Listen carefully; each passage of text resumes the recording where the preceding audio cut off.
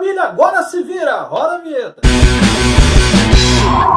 Muito bem, poltronautas de plantão, estamos aqui de volta com mais um programa Poltrona Pop. Sinta-se à vontade, sinta-se em casa, porque hoje nós vamos falar sobre o documentário aí que está dando o que falar para todo mundo, está querendo saber sobre o documentário Chorão, Marginal Alado, dirigido por Felipe Novaes, e que fala sobre a vida aí do vocalista da banda Charlie Brown Jr., né, que o pessoal gosta bastante, tem muita gente que curte aí.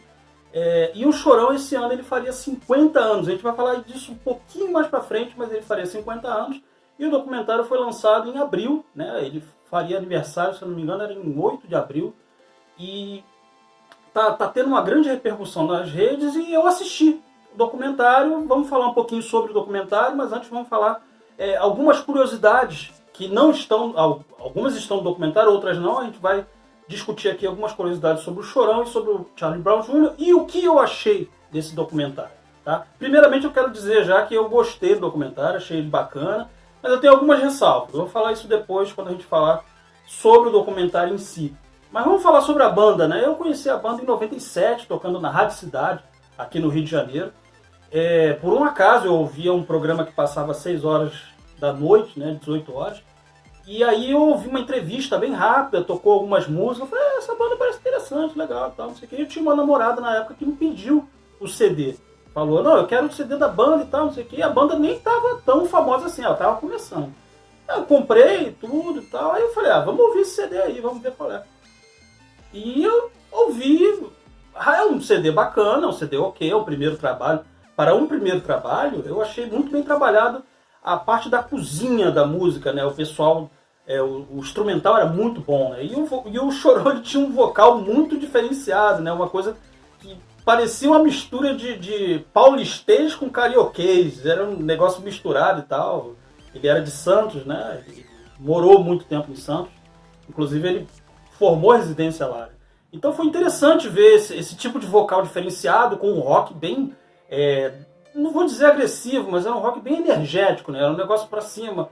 Era uma trilha sonora jovem, né? E como ele era videomaker e ele fazia trilha sonora para vídeos de manobras de skate, né? Da galera lá que ele andava em Santos e em outros lugares, ele pegou esse know-how de música norte-americana e deu aquela misturada, né? Aquela ajambrada brasileira, e tocou o Charlie Brown Jr., né? E foi bem interessante o resultado. O primeiro disco eu acho bem interessante, bem legal. O segundo eu já acho ele meio desorganizado, tem música, muita música, né? O segundo disco. O primeiro é o Transpiração Contínua Prolongada, que foi lançado em 97, mas ele estourou mesmo em 98, né? Teve 5 hits. Eu vou ler aqui porque eu não lembro de cabeça, né? O Couro Vai Comer, que era a música que falava que o Charlie Brown ia invadir a cidade.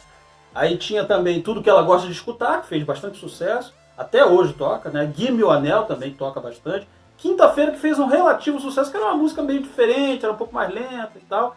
E a Proibida Pra Mim, que foi a música de maior sucesso da banda, né? Que foi inspirado no primeiro encontro do Chorão com a Grazon, né? Que é a Graziella, que foi esposa dele, e como ele chamou ela pra namorar e tal, essa história, né? Que ficou famosa.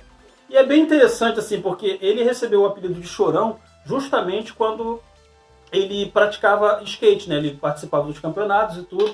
E aí tem 2 histórias, tá? Uma história é que ele conta que ele era mais tímido, então quando ele errava uma manobra ele ficava de canto, ele ficava meio chorando e tal, não sei o quê. Mas o Marcelo D2, ele dá uma nova versão, porque ele diz que o Chorão era muito reclamão mesmo, e era muito esforçado na questão do esporte, né, do skate. E ele queria mostrar que sabia fazer e tal, aquele negócio todo. E quando ele errava, e quando ele não ganhava um campeonato, um torneio, né, uma disputa ali de skate, ele ficava reclamando, eu vou ser melhor do que vocês vão ver só, eu vou ser melhor do que todos esses caras e tal, não sei o quê.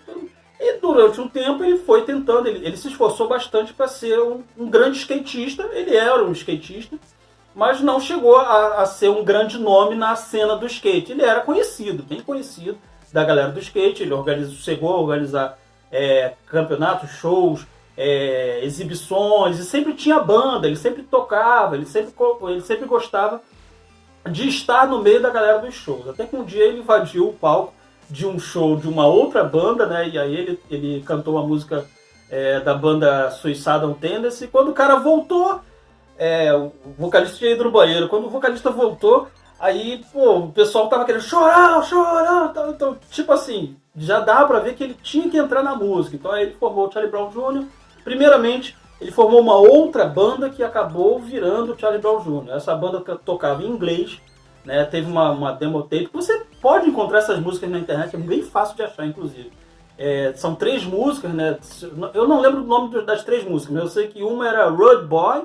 Inclusive é o título da minha crítica, que está lá no site poltronapop.com.br, e você pode acessar a crítica completa do documentário, o que eu achei de legal no documentário, o que eu não achei de tão legal assim. Aí voltando, era Road Boy, era Living in the Shit, agora a terceira eu não vou lembrar de cabeça, depois eu posso até pesquisar e aí falar para vocês. Mas de qualquer forma, ele fez um certo burburinho com essa demo tape e começou aí em gravadora até dizer chega. E uma das pessoas que ele encheu a paciência foi o Miranda. Carlos Eduardo Miranda, que era um produtor musical. Você deve lembrar que ele sempre era jurado desses reality shows fakes, né, de música. Que ele sempre era o cara, velho, tá, o cara cabelo branco. Ele faleceu, né, há alguns anos.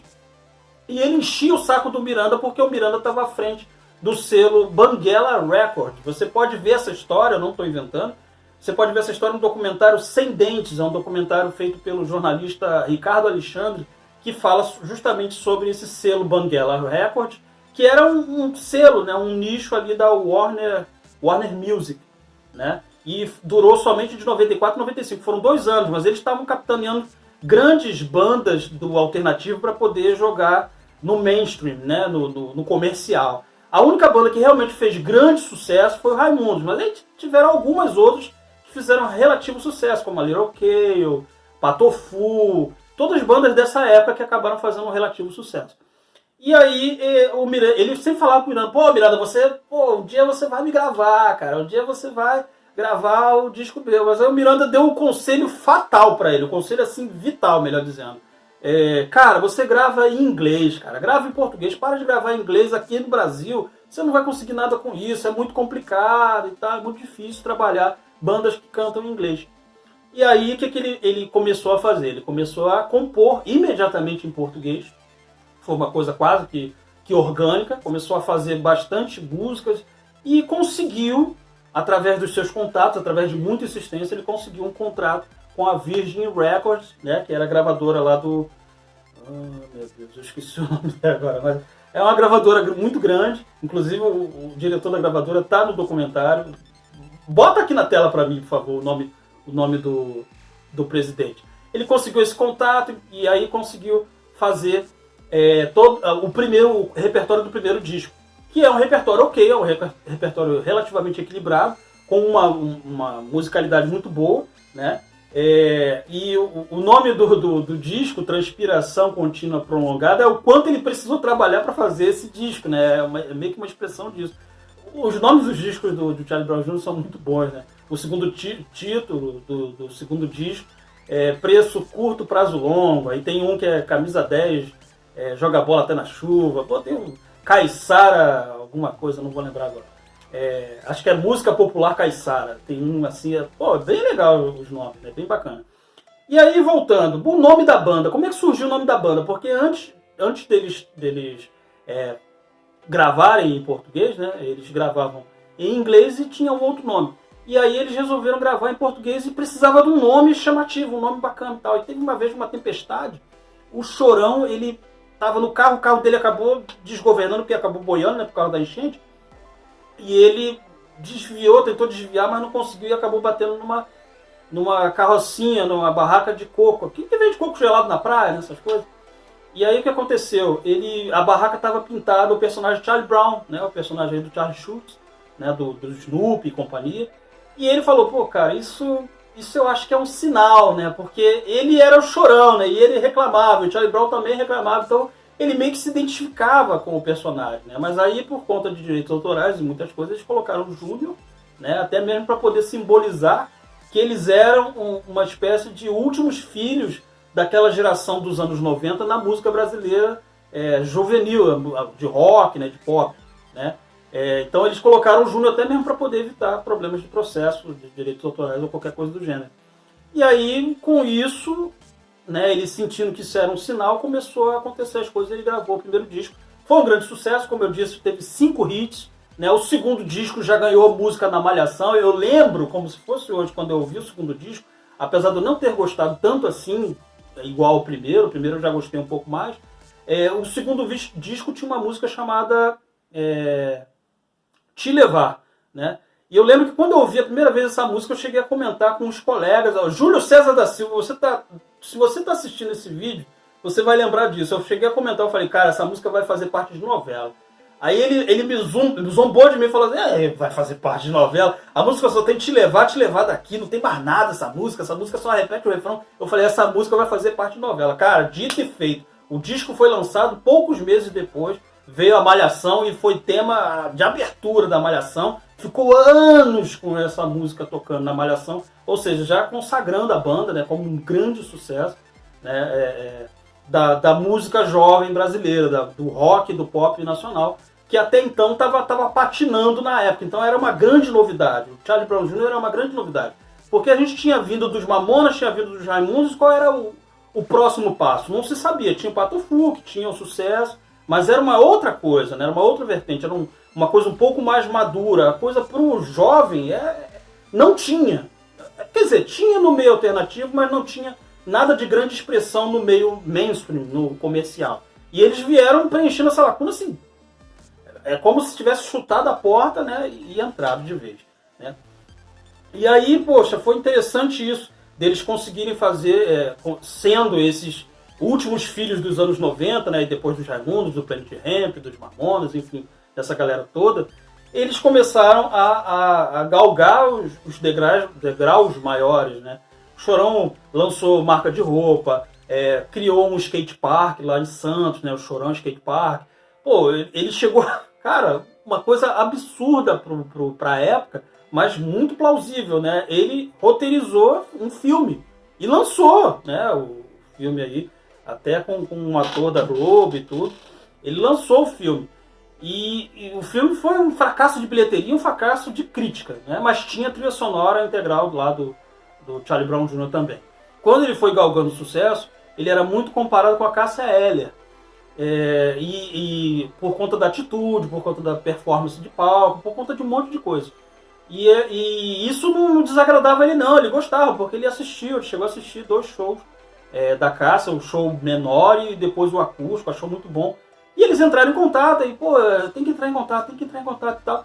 Eles entraram em contato e resolveram fazer uma música juntos, né? Não uma música juntos, assim, composição, mas o Chorão ia ficar responsável pela composição, né, e pelo arranjo, e a Cássia Eller ia fazer um dueto com ele, né? E ela chegou a falar com ele, falou, não quero nada de baladinha romântica, nada disso não. Eu quero rock mesmo, eu quero cantar rock com a banda, entendeu? Lá em cima, astral lá em cima. Né? Só que infelizmente não deu tempo, porque 2 semanas depois desse convite ele já estava fazendo a composição, já estava com os arranjos semi-prontos, só precisava ir lá para gravar, aquela coisa. Quem é músico sabe o que é isso, né? que é complicado. Aí ela faleceu, né? Ela infelizmente faleceu 2 semanas depois desse contato e eles não conseguiram fazer esse dueto aí, que seria um dueto maravilhoso. Se você quiser saber qual é a música é O Dom, a Inteligência e a Voz, que saiu no disco Camisa 10 Joga Bola Até na Chuva. Eles tiveram que rearranjar, porque era um dueto, né? Então tinha uma parte que ela cantava, tinha uma parte que ele cantava, então, né, tinha uma composição diferente, eles rearranjaram a música e lançaram nesse disco aí. E a última notícia, que seria a curiosidade mais interessante, que é a mais atual de todas, é que a Sony Music contratou a banda com alguns remanescentes de ambas as formações, tanto a formação original, que entra, se eu não me engano, o Thiago Castanho, né, que trabalhou na formação original, e alguns das formações seguintes, alguns músicos das formações seguintes, para relançar a banda com o Egípcio, né, aquele cara que era o vocalista do Tijuana, para poder relançar a banda Charlie Brown Jr. numa turnê chamada Chorão 50. Uma turnê especial, né, porque esse ano, como eu disse, o Chorão faria 50 anos, e aí seria uma turnê que vai ter algumas coisinhas sendo lançadas, ainda não divulgaram tudo, mas o filho dele, né, o Xande Abrão, que cuida do espólio do Chorão, ele já está trabalhando nisso tudo, já assinou o contrato, a Sony Music vai lançar o show, e aí talvez, possivelmente, vai ter produtos relacionados ao show, né? Possivelmente DVD, CD, essas coisas todas. Não sabemos se vai ter músicas inéditas. É bem possível que existam músicas inéditas, mas talvez não com a gravação do Chorão. Talvez exista, porque a gravadora sempre faz muita gravação e às vezes não entra na seleção dos discos. Então é bem possível que exista algum álbum de raridades, algumas coisas que possam sair, mas isso não está nada confirmado. Mas, Cal, e o documentário, cara? O que você achou do documentário? O documentário é bom, é ruim? Vale a pena ver? Não vale a pena ver? Olha, vale a pena ver. Vale a pena ver, principalmente se você é muito fã do Charlie Brown Jr. e do Chorão, né? Que o Chorão é uma figura de uma expressão que, assim, ele conseguiu alcançar tanto o público muito jovem na época, né? Que hoje já está mais velho, quanto o pessoal da MPB, né? O Zé Cabaleiro gravou Proibida Pra Mim, uma versão semi-acústica, né, ali, e fez bastante sucesso também, né? O próprio Zé Cabaleiro aparece nesse documentário falando como é que foi esse convite, falando que essa questão do Chorão ser um cara brigão e tal, aquele negócio todo, com ele nunca ocorreu, porque com ele o Chorão sempre foi um lorde, né? E o documentário, ele faz uma espécie de álbum de recorte, tá? Traçando a trajetória do Chorão e do Charlie Brown Jr., mas ele é focado no Chorão. Ele é focado no Chorão, mas passa pelo Charlie Brown Jr., assim, com grandes ênfases em alguns momentos, né? Tem momentos de puro embate ideológico da banda, por que a banda se separou, por que a banda voltou em outro momento, e por que eles brigavam. Porque o Chorão, ele era um cara que ele demorou muito para entrar, né, no mainstream. Ele entrou com 30 anos, só para você ter uma ideia, entendeu? Tem até um show famoso aí que você pode encontrar na internet que ele fala isso. Ele fala que, inclusive essa cena está no documentário também, ele fala que ele só era famoso há 3 anos, ele começou com 30. Então todo mundo pode conseguir, porque ele é o fruto disso, né? O fruto de muita batalha para poder conseguir chegar onde ele estava naquele momento. E ele até fala assim, ó, muita gente não me convidava para as casas de praia, agora tá todo mundo me convidando, sabe? Essa coisa que você sabe que acontece aí no meio artístico. Mas voltando ao documentário, o documentário é bem interessante, tá? Ele tem vários recortes, tem várias cenas, tem muita cena inédita, porque a família do Chorão, o próprio Chorão, ele se filmava e tinha uma equipe da produção dele que filmava os momentos de bastidores. Então você tem muito momento de bastidores. Mas muito mesmo, muita coisa que você não vê. Por exemplo, ele fazendo composições, ele escrevendo letra. Tem um momento que inclusive aparece no trailer, que é o momento que ele conversa com uma fã, e aparece da janela da van, assim, a fã tava querendo ir até ele permite, aí é uma fã só, ele tem uma conversa, uma tal de Carol, tá? Vê o trailer que você vai ver essa cena, e essa cena é muito emocionante no filme. Logo no comecinho do filme é muito emocionante mesmo o que ele diz, entendeu? E você vê que a ideologia dele ia além desse lance corporativo, sabe? Tem um momento que ele fala, cara, não precisa comprar disco não, baixa isso, sabe? Um músico falando para baixar as músicas de graça. Olha só, isso lá atrás. Então, assim, imagina, né? Ele não imaginaria como é que estaria o cenário hoje em dia. Mas, enfim, eu acho que ele continuaria com o mesmo pensamento, porque ele já estava com muito dinheiro, sabe? Ele ganhou muito dinheiro. Ele em 3 meses, eu lembrei o nome do produtor, é Rick Bonadio, tá? Desculpa aí, Rick, se eu esqueci o teu nome, tá? Mas é Rick Bonadio. O Rick Bonadio, inclusive, ele fala, né, que a produção do Chorão era muito grande. Ele fazia, em 3 meses ele tinha 50 letras, então as editoras que publicavam as músicas dele, né, para poder fazer o acervo lá e poder lançar, elas riam à toa, porque o cara tinha uma produção muito grande, né? E o Rick Bonadio chega a falar que ele foi produtor dos 2 primeiros discos, né? O terceiro já não era ele, mas os 2 primeiros, cara, ajudou a lançar aí pela Virgin Records, foi produção dele com o Thiago Patola, se eu não me engano. E aí ele chega a falar que ele era um conselho que ele sempre dava nas reuniões. Inclusive essas reuniões aparecem no documentário, é bem legal. Ele tocando a música a primeira vez, cantando lá, para poder saber o que o produtor achava. E ele sempre falava, cara, eu preciso de refrão, me traz refrão, entendeu? Me traz quando diz me traz refrão, me traz uma música com um refrão forte, pra gente poder trabalhar e de repente colocar e tudo. É um estilo, tá? Vou dizer pra você que é um estilo de trabalho da música pop brasileira, mas não é toda a música que é feita assim. Geralmente é isso, tá? Geralmente, assim, na música pop chiclete, vamos dizer assim, a música mais comercial, isso pode acontecer. É um estilo de trabalho que eles adotaram e ele fazia o refrão. Só que ele disse que, pô, o cara não chegava com um refrão para um disco, sabe? Uma música super top. Chegava com 9 refrões, sabe? Chegava com 9 melodias ali que já dava para trabalhar e fazer 9 potenciais sucessos musicais para tocar na rádio o dia inteiro, sabe? Talvez por isso que o segundo disco tenha tantas músicas, né? Porque ele tinha uma criatividade muito grande para poder fazer composições. Realmente, independente de você gostar ou não do Charlie Brown Jr., você tem que admitir que ele tinha ótimos músicos, ele era cercado de ótimos músicos. Né? O Champion era muito bom baixista, o Pinguim era muito bom baterista, né? Dentre outros, que eu não vou lembrar do nome de todo mundo, mas você via que a galera se esforçava muito, era um negócio com punch, era uma coisa que não era comum na cena brasileira de rock. Tá? E eu acho que isso é o mais interessante, que eu acho que ninguém está falando. Charlie Brown Jr. e o Chorão era uma banda que era muito original nesse sentido. Eles pegavam influências lá de fora, tá? E conseguia catalisar isso numa música bem feita, uma música bem tocada.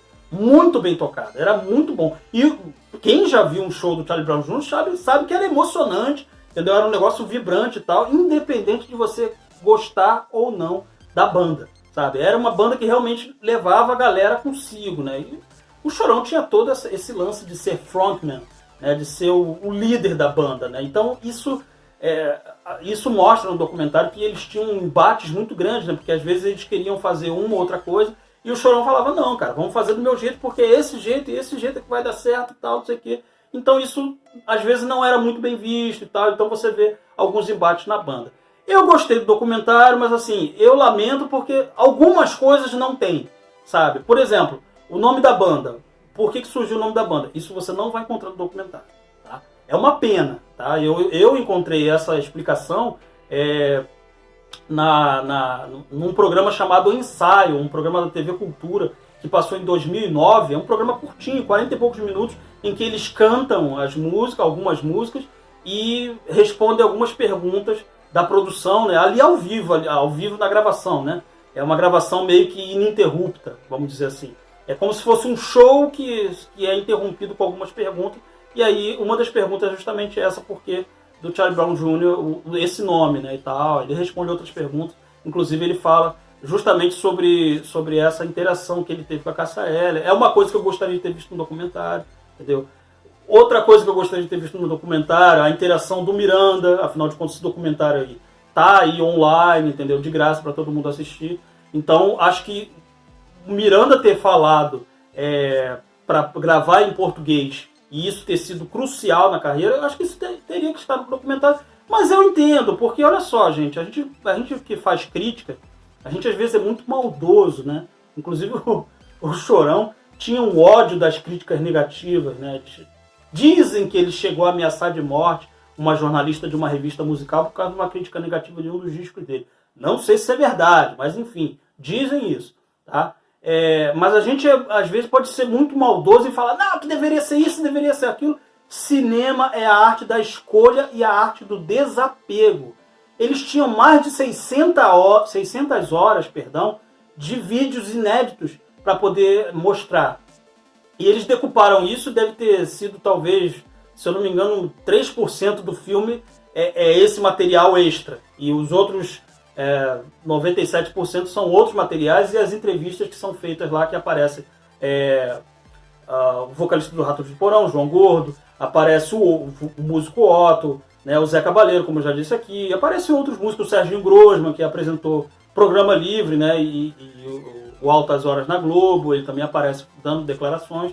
Né? Tem outras pessoas que dão declaração também, então, e tem outras entrevistas que são mais velhas, umas mais antigas, outras mais novas, com o próprio Chorão de vários lugares, né? Inclusive da MTV, que faz a coprodução do filme também, junto com a Bravura Cinematográfica, e a O2 Play, que também está fazendo a distribuição.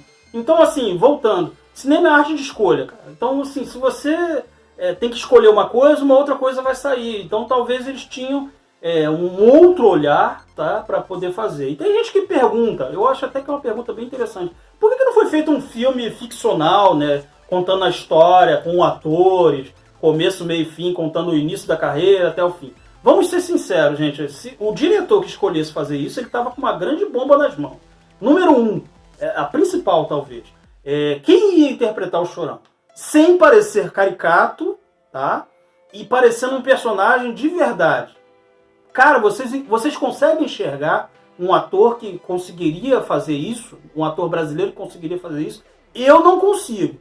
Tem até um ator que fez aí recentemente, há alguns anos, né? É uma peça musical no teatro e tudo, que canta as músicas, e ele até faz os trejeitos parecidos, ele visualmente é parecido, mas eu não acho que num filme isso renderia, porque ali é outra vibe, é uma vibe mais musical, a menos que fosse um filme completamente lisérgico, né, ao estilo Rocketman, seria interessante, mas eu não sei se funcionaria talvez com o público brasileiro. Então, como eu disse, cinema é a arte da escolha e do desapego. Então, talvez apresentar o Chorão de verdade seja mais honesto do que tentar emular o Chorão, sabe? Porque senão vai ficar que nem filmes como Cazuza, que foi um grande sucesso de bilheteria, mas é um filme completamente diferente do que o Cazuza era, entendeu? Tem um ou outro momento que realmente é igual, mas a maioria não é, entendeu? Não colocar o Lobão na biografia do Cazuza, no filme do Cazuza, é um erro grave. Mas a gente não está aqui para falar do filme do Cazuza, tá? Então, voltando, eu gostei, tá? Eu dei 3 poltronas pro filme por conta dessa falta de algumas informações. Tinha informações que eu queria saber e não tinha no filme, sabe? Eu senti falta de um narrador no filme. Eu sei que isso é brega. No cinema é considerado um recurso desnecessário para ser usado. Mas, em alguns momentos, pedia a força de um narrador. Eles usam isso com as entrevistas. O filme está muito bem editado, né? Ele pega as imagens dos arquivos, montam com as entrevistas, faz o fade in, fade out, e ali a junção de alguns momentos. É muito legal, mas, cara, faltou algumas informações que eu, como fã, eu sabia e não estava no filme. Tinha informações que eu não sabia e queria ver, sabe? Então, assim, na minha cabeça, o filme é bom, mas poderia ser muito melhor. Poderia ser um documentário épico. Até porque o filme ele tem 70 e poucos minutos, né? 1 hora e pouca, menos de 2 horas, muito menos de 2 horas, que é 1h30 de filme, né? Eu acho que daria um filme de 2 horas, dava para botar ali meia horinha e preencher essas lacunas que na minha cabeça estavam ali, sabe? Mas é um filme bom, tá? É um documentário diferenciado, até mesmo porque o público jovem, mais jovem, tá? Estou dizendo o público mais jovem, ali, menos de 20 anos, não gosta de assistir documentário, é muito raro você vê um público jovem assistindo documentário. Então é interessante começar por esse e de repente ir galgando para outros documentários. Eu dei 3 poltronas, acho que é um filme bom, mas eu senti falta disso. Então eu queria compartilhar com vocês aí essa experiência aí do Charlie Brown Jr. aí na minha vida, né? Gosto da banda, não acho maravilhoso muita coisa que foi feita depois do 3º disco, mas é uma banda que não pode ser, como é que se diz? Você não pode negligenciar essa banda, você não pode assim, falar assim, não, essa banda era ruim. Não, essa banda tocava, não tem como você falar que essa banda tocava mal, entendeu? Essa banda tem potencial de hits, entendeu? Vários... só o último disco, quando ele saiu, ele vendeu 50 mil cópias e já garantiu o disco de ouro, sabe? O disco póstumo. O último disco, lá, Família 013. Assim, sabe? Ele saiu, o disco de ouro. Então, assim, o cara nem tava vivo, sabe? Então, não tem como. Tá? Então essa aí minha crítica aí sobre o filme Chorão Marginal Alado, dirigido pelo Felipe Novaes, distribuído aí pela O2 Play, tá? E você pode conseguir assistir esse vídeo aí legalmente, tá? Não tá caro, tem algumas plataformas aí que estão com umas promoções, então dá para você conseguir aí com preço baratinho, tá bom? Umas plataformas online aí de streaming, VOD, né? Que é o Video On Demand, você paga ali um valorzinho e você consegue assistir, tá? Eu sou o Carlos Jotamon, o seu anfitrião por hoje, tá? E não se esqueça de se inscrever no nosso canal aqui do YouTube, Poltrona Pop, e você também pode seguir nas redes sociais aí, Twitter, @Poltrona Pop, Instagram, olha só, Poltrona Pop Site, tem também Facebook, Poltrona Pop também, tá? E tem o nosso site, poltronapop.com.br, para mais informações, inclusive para ler a minha crítica completa, tá bom? Então é isso aí.